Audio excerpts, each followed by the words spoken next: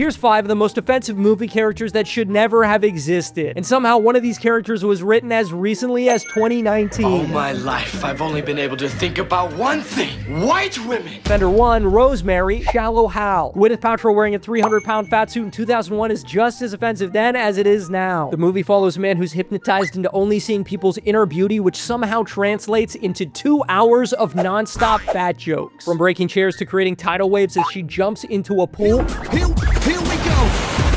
Nothing fun is different.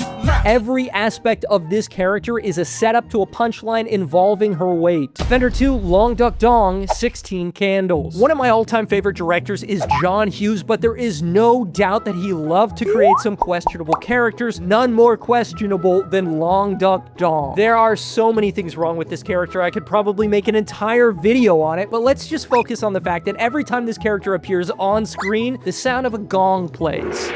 What's happening, hot stuff? Just in case you forgot, he was Asian. Offender 3, Mark Watson, Soul Man. Not only should this character probably not exist, but the entire movie shouldn't either. Soul Man follows the story of a white kid named Mark who takes black pills in order to change his skin color so that it can cosplay as an African-American student to obtain a college scholarship for people of color. And if you're wondering why this looks like C. Thomas Howell, who played Ponyboy Curtis in the Outsiders movie, that's because it is. When Johnny said stay gold, Ponyboy, I don't think he meant this.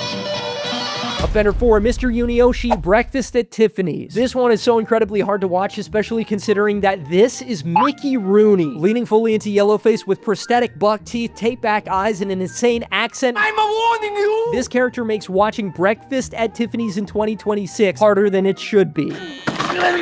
Offender 5, Joe, from the 2019 film LaQuisha. Now, some of these characters on this list can be given some grace considering the time period in which they were written, and they probably weren't 100% trying to be hurtful, but this character in LaQuisha is a different story. Written by Jeremy Seville, a conservative comedian, LaQuisha was specifically designed to push back against wokeness and be as offensive as humanly possible. I am LaQuisha. The main character, Joe, decides to fake being a black woman on the radio to get a job because employers are only hiring women of color now. It's so hard being a straight white male.